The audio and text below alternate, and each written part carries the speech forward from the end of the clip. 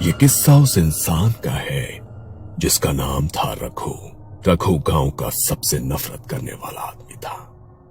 कभी कोई खेत में अच्छी फसल काटता, कोई नया बैल खरीदता, कोई अपने बेटे की शादी करता, रघु का खून खौल उठता। सबके नसीब अच्छे और मैं खाली हाथ। क्यों सबको खुशियां मिलती हैं?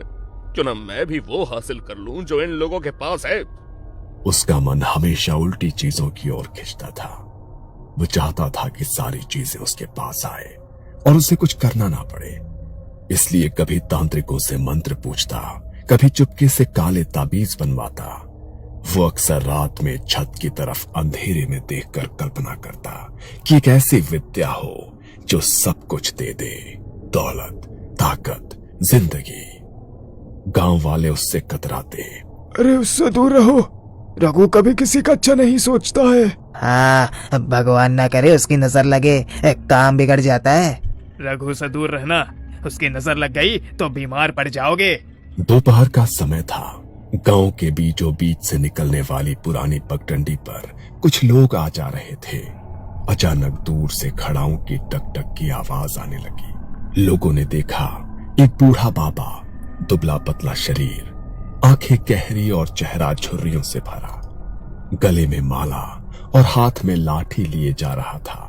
वो बीच सड़क पर खड़ा होकर ऊंची आवाज में बोलने लगा।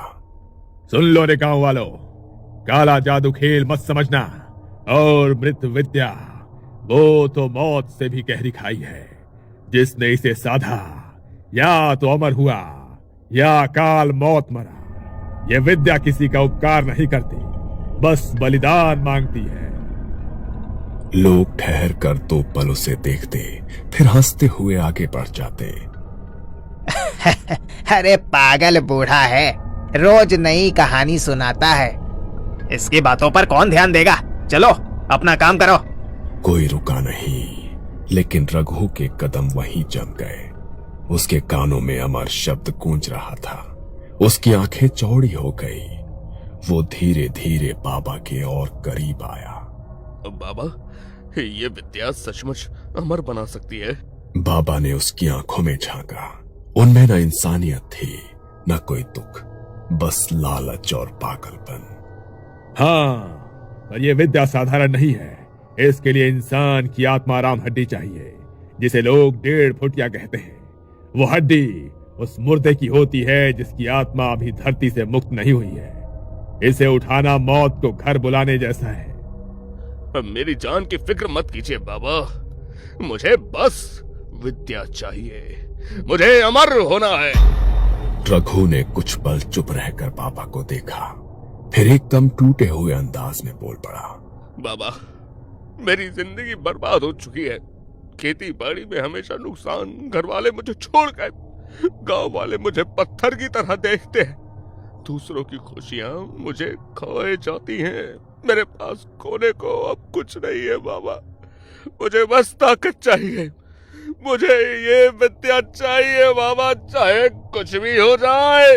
बाबा ने उसकी हालत सुनी, मगर बिना कुछ कहे लाठी टेकते हुए तेजी से आगे बढ़ने लगे। बाबा ठहरो बाबा, मुझे मत छोड़ो, मैं कुछ भी करूंगा। मुझे ये विद्या सिखा दो बाबा, मुझे सिखा दो। बाबा और तेज चलने लगे। एक पल रघु की आंखें हटती हैं तो बाबा गायब। कहाँ गया वो? अभी तो यही था। उस रात रघु ने गांव-गांव ढूंढा, नदी के किनारे, जंगल के पास, यहां तक कि पुराने शमशान में भी। कई रातों तक पीछा करने के बाद आखिरकार उसने बाबा को देखा। जंगल के उस पार एक पुरानी झोपड़ी में बाबा ने उसे देखा और गहरी सांस छोड़ी। तो तू आ ही गया। मुझे लगा ही था कि तेरे लालच का भूत तुझे यहां तक खींच लाएगा। अच्छा, अगर इतनी जिद है तो सुन, पहले वो हड्डी ला, आत्माराम हड्डी, 1.5 फुटिया। उसके बिना मैं आगे कुछ नहीं सिखाऊंगा। रघु की आंखों में पागलपन चमक उठा। ठीक है बाबा, चाहे जान चली जाए, मैं वो हड्डी लेकर आऊंगा। रघु कई दिनों से एक ही सोच में डूबा हुआ था, 1.5 फुटिया हड्डी। बाबा ने समझाया था कि यही मृत विद्या की पहली सीढ़ी है। पर यह हड्डी आसानी से हाथ नहीं आती। एक रात गांव में एक बूढ़े आदमी की मौत हुई। लोग अर्थी लेकर शमशान की तरफ जा रहे थे। रघु भी भीड़ से थोड़ी दूरी बनाकर उनके पीछे चलने लगा। शमशान के पास जाने का साहस पहले कभी उसमें नहीं हुआ था, पर आज उसके अंदर लालच ने डर को दबा दिया था। वो दूर अंधेरे पेड़ों की परछाई में छुप गया। शमशान की हवा भारी थी। धुआं, राख, जलते लकड़ी की चिटचिटाहट और बीच बीच में रोने धोने की आवाजें। रघु पत्थर के पीछे दुबक कर सांस रोके बैठा रहा जब तक कि चिता पूरी तरह से जल नहीं गई और गांव वाले धीरे धीरे वापस न चले गए। अब वहां बस राख का ढेर था और कुछ अधजली हड्डियां बाहर बिखरी थी। रघु ने इधर उधर देखा, फिर धीरे धीरे आगे बढ़ा। उसका पैर राख पर पड़ा तो सुलगती लकड़ी से धुआं निकला। वो घुटनों के बल बैठ गया और दोनों हाथों से राख खोदने लगा। हर हड्डी को उठाकर देखता, पर उसे समझ ही नहीं आ रहा था कि कौन सी वो आत्माराम हड्डी है।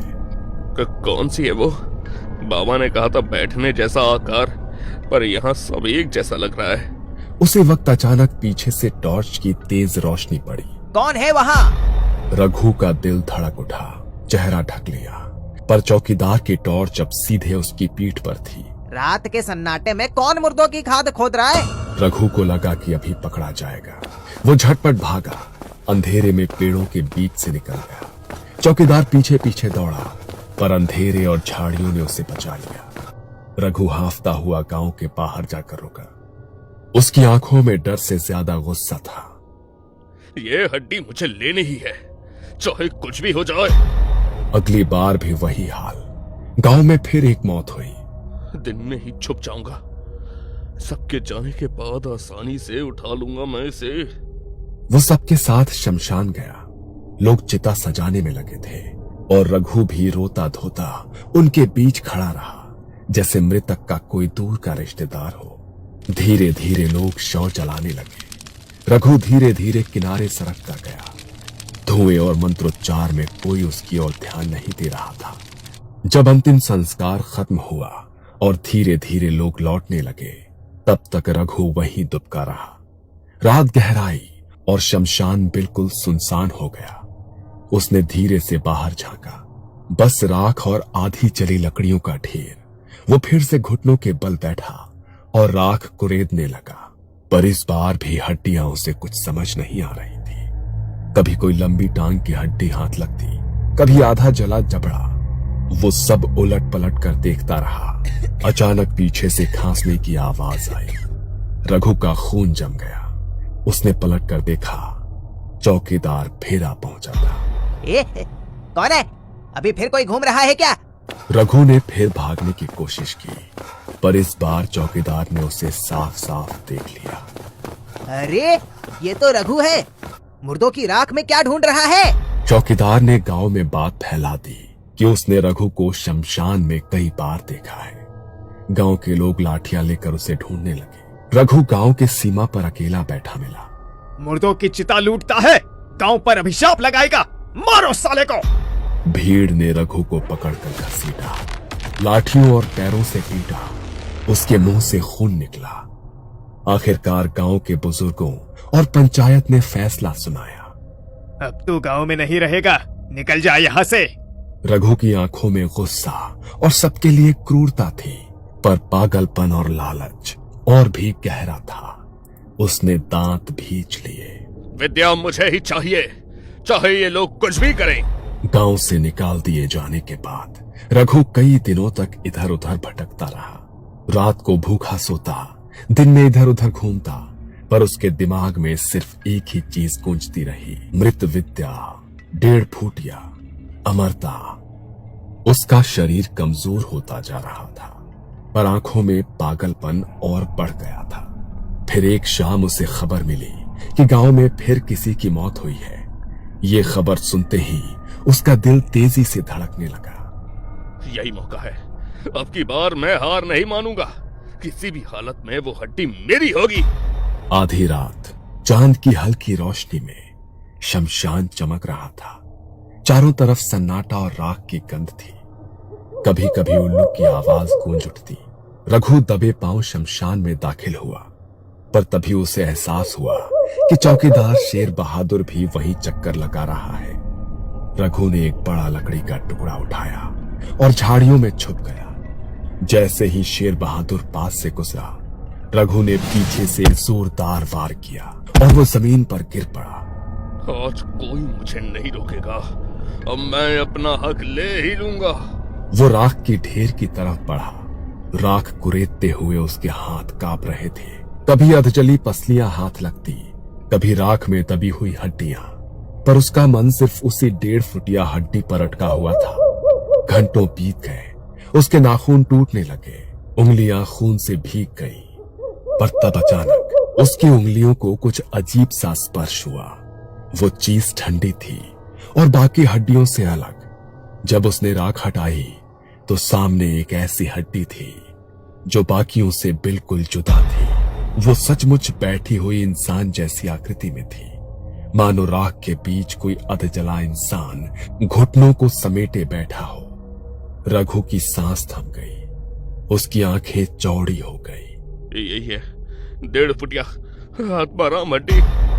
उसका शरीर डर से कांप रहा था, पर लालच ने उसके हाथों को मजबूर कर दिया। उसने हड्डी दोनों हाथों से उठाई।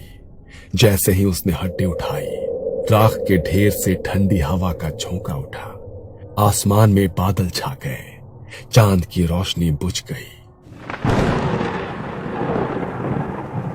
रघु हड्डी सीने से चिपकाकर पागलों की तरह हंसने लगा।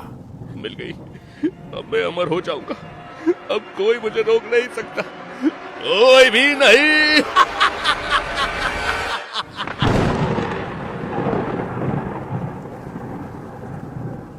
वो हड्डी कपड़े में लपेटकर अपने झोले में डालकर भागा। पीछे शमशान से अजीबोगरीब सी आवाजें आ रही थी, मानो कोई धीरे धीरे रो रहा हो या राख के नीचे से कोई भारी सांस ले रहा हो। पर रघु अब सिर्फ अपने सपनों में खो गया था। उसे लग रहा था कि वो अब साधारण इंसान नहीं रहा, वो अपने आप को अमर और ताकतवर देखने लगा था। अगली शाम रघु बाबा के ठिकाने पर पहुंचा। घने जंगल में बनी छोटी सी झोपड़ी, दरवाजे पर लाल धागे और नींबू मिर्च टंगी हुई। अंदर धूप बत्ती और जड़ी बूटियों की गंध फैली हुई थी। बाबा चुपचाप मंत्र पढ़ रहे थे। रघु ने झोला खोलकर हड्डी उनके सामने रख दी। देखो बाबा, मिल गई 1.5 फुटिया हड्डी। अब मुझे आगे की विधि बताओ। अब मुझे मृत विद्या चाहिए, अमर होना है मुझे। बाबा की आंखें हड्डी देखकर बड़ी हो गई। कुछ देर तक तो वो चुप रहे, फिर धीरे धीरे बोले, तूने हड्डी पा तो ली है, पर ये तेरे लिए वरदान नहीं, अभिशाप भी बन सकती है। अब असली परीक्षा शुरू होगी और यहाँ से पीछे मुड़ने का कोई रास्ता नहीं। रघु की आंखों में डर से ज्यादा पागलपन था। मुझे फर्क नहीं पड़ता बाबा, जो भी करना पड़े मैं करूंगा, बस मुझे अमर बना दो। रघु जब बाबा के पास आत्माराम हड्डी लेकर पहुंचा तो बाबा ने पहली नजर में ही उसकी आंखों में देखा। उसमें इंसान की मासूमियत नहीं थी, सिर्फ एक लालच, एक पागलपन और हवस थी। बाबा का दिल कांप गया। तू सच में इसे कर ही बैठा। तेरी आंखों में मैं अब भी इंसानियत नहीं देख रहा, बस अंधेरा है। याद रख, ये खेल नहीं है। जो हड्डी तू लाया है वो तुझे वरदान भी दे सकती है और अकाल मौत भी। रघु ने बाबा की बात काट दी। बाबा, मौत से डरता होता तो आज यहाँ ना होता। मुझे बस विद्या चाहिए, मुझे अमर होना है। बाबा ने गहरी सांस ली और पास रखी लकड़ी की थाली उठाई। थाली में कुछ चीजें रखी थी, राख, लाल धागे, काले तिल, चाकू और तेल से भीगे नींबू। सुन, अब ये विद्या की असली तैयारी है। ये आत्माराम हड्डी 7 दिन तक जमीन में गाड़ी जाएगी, किसी सुनसान जगह जहां दिन रात कोई ना आता हो। 13वें दिन से पहले इसकी विधि पूरी करनी होगी। अगर तू विधि करने से चूका तो जिस आत्मा से ये जुड़ी है वो तुझे जिंदा निकल जाएगी। रघु की आंखें चमकने लगी। बस इतना ही, ये तो मैं कर लूंगा। आगे बताओ। ये 7 दिन सबसे कठिन होंगे। तुझे नींबू और काले तिल रोज जलाकर मंत्र पढ़ने होंगे। रात को उस जगह के आसपास कोई आए तो उसे वहां से भगाना होगा। और सबसे जरूरी बात, वो हड्डी रात को रूप बदल सकती है। कभी बच्चे जैसी लगेगी तो कभी बूढ़े जैसी। अगर तूने उसे गलती से फेंक दिया तो तेरा दिमाग वहीं खत्म हो जाएगा। रघु ने बिना सोचे समझे हामी भर दी। चाहे कुछ भी हो जाए, मैं ये सब करूंगा। बस विद्या मेरी होनी चाहिए। रघु उसी रात एक सुनसान टीले पर गया। वहां जमीन खोदकर आत्माराम हड्डी काट दी और ऊपर राख छिड़क दी। पर रात को अजीब होने लगा। उसके कानों में जैसे फुसफुसाहट गूंजने लगी। निकाल मुझे, निकाल। रघु चौंक कर उठ बैठता है, पसीने से तरबतर हो जाता है। सुबह वो उस जगह गया तो देखा कि हड्डी आधी बाहर निकली हुई थी, मानो जमीन ने उसे थूक दिया हो। उसने फिर गड्ढा खोदा और हड्डी दबा दी, पर शाम तक वो फिर बाहर निकलती है। ये जमीन इसे थूक क्यों रही है? क्यों नहीं मानती है? तीसरे दिन उसने और गहरा गाड़ा, राख, तेल और तिल से गड्ढा भरा। पर उस रात उसे एक सपना आया। सपने में उसने देखा कि कोई लंबा काला आदमी उसकी गाड़ी हुई हड्डी निकाल रहा है और हड्डी उठाकर उसकी ओर हंस रहा है। रघु नींद से चीख कर उठा। सुबह भागकर टीले पर गया तो देखा कि हड्डी वही थी, पर उसके ऊपर अजीब पंजों के निशान थे, मानो किसी जानवर ने उसे खुरच कर बाहर निकाला हो। उसकी हालत खराब होने लगी, पर लालच उसे और खींचता गया। आखिर 7 दिन पूरे हुए। रघु थका हारा, कांपता हुआ हड्डी फिर से कपड़े में बांधकर बाबा के पास पहुंचा। बाबा, 7 दिन हो गए हैं, अब आगे बताओ। अब विद्या पूरी करो बाबा। बाबा ने हड्डी उठाकर मंत्र बुदबुदाया और उसकी ओर देखा। अजीब बात है, यह हड्डी साधारण नहीं लगती। इसके चारों ओर बहुत भारी परछाइयां हैं। फिर बाबा ने गंभीर होकर कहा, अब अंतिम विधि करनी होगी। 13वें दिन की रात से पहले तेल के चौमुखे दिए जलेंगे। राख, रक्त और मंत्र के साथ आत्मा को बुलाना होगा। अगर आत्मा आई और तू उसे बांध पाया तो विद्या तेरी होगी, और अगर आत्मा तुझसे छूट गई तो ये तेरा शरीर उसका निवास बन जाएगा। रघु की आंखों में डर नहीं बल्कि पागलपन और बढ़ चुका था। जो होगा देखा जाएगा बाबा। अब मुझे रोकने वाला कोई नहीं, बस शुरू करो। 13वीं रात। चारों तरफ काला अंधेरा, हवा भारी, जैसे जमीन भी किसी भयानक इंतजार में दबी हुई है। रघु और बाबा शमशान के उस कोने में पहुंचे जहां रघु ने 7 दिन पहले हड्डियां गाड़ी थी। वहां चारों तरफ राख फैली थी और चिता की जली हुई लकड़ियों से धुएं की हल्की गंध आ रही थी। बाबा ने चारों तरफ काला धागा बांधा और बीच में गोलाकार घेरा बनाया। फिर घी से एक दिया जलाया और हड्डियों को उस घेरे के बीच रखा। आज की रात आखिरी है रघु, याद रख। इस घड़ी जरा भी डर गया तो ये आत्मा तुझे चीर कर रख देगी। रघु की आंखों में अजीब चमक थी, पर उसके होंठ कांप रहे थे। उसने अपने मन में बस यही सोचा, बस आज की रात, कल से मैं अमर हो जाऊंगा। बाबा ने विधि शुरू की। उसने लाल रंग का चूर्ण राख पर छिड़का और काले तिल, कांच के टुकड़े और नींबू उस घेरे में रखे। फिर धीरे धीरे मंत्रोच्चार शुरू किया। पहले सब कुछ शांत था, फिर हवा अचानक तेज हो गई। पेड़ों की डालियां कर्र कर्र की आवाज करने लगी। रघु का दिल तेज धड़क रहा था। कुछ ही देर में राख हिलने लगी, हड्डियां धीरे धीरे कांपने लगी। बाबा, ये हड्डियां हिल रही है बाबा। चुप रह, मंत्र बोलता रहे, यही असली घड़ी है। लेकिन रघु की आंखें फैल गई। हड्डियों से धुआं निकल रहा था और धीरे धीरे उस धुएं से एक परछाई बन रही थी। वो परछाई लंबी और भयानक सी थी। उसकी सांस से जैसे राख उड़ रही। रघु का गला सूख गया। उसने बाबा की तरफ देखा, पर बाबा आंखें बंद कर मंत्र पढ़ रहा था। मंत्र मत रोक, वरना ये तुझ पर हावी हो जाएगी। रघु की नजर परछाई से मिली। उसकी रीढ़ की हड्डी तक ठंड दौड़ गई। वो परछाई सीधे उसकी ओर बढ़ने लगी। रघु बुरी तरह कांपने लगा। उसके होठों से मंत्र टूटने लगे। बाबा, ये मेरे पास आ रही है। बाबा, बाबा। डर मत, बोलता रह, नहीं तो तेरा अंत यही है। लेकिन रघु के दिल में जो लालच था, अब डर ने उसे पूरी तरह कुचल दिया था। उसकी जुबान लड़खड़ा गई और मंत्र अधूरा रह गया। अचानक तेज चीख के साथ वो भयानक परछाई रघु पर टूट पड़ी। उसकी चीख ने उस पहाड़ी की शांति को हिला दिया। नहीं, मुझे अमर होना है। अगले ही पल उसकी चीख अंधेरे में गुम हो गई। बाबा ने आंखें खोली, पर अब वहां रघु की जगह बस राख और टूटी हड्डियां पड़ी थी। अचानक हवा थम गई। मृत सन्नाटे में सिर्फ दिए की लौ कांप रही थी और धीरे धीरे वो काली परछाई वापस उसी हड्डी में समा गई। बाबा अवाक रह गए। उसकी आंखों में डर था, चारों तरफ सन्नाटा। रघु अब राख के ढेर में पड़ा था। उसका चेहरा काला, आंखें खुली हुई और शरीर ऐसा लग रहा था मानो अंदर से खाली हो गया हो। बाबा धीरे धीरे आगे बढ़े। उनकी सांसें भी भारी हो चुकी थी। उन्होंने रघु का शव देखा और चौंक पड़े।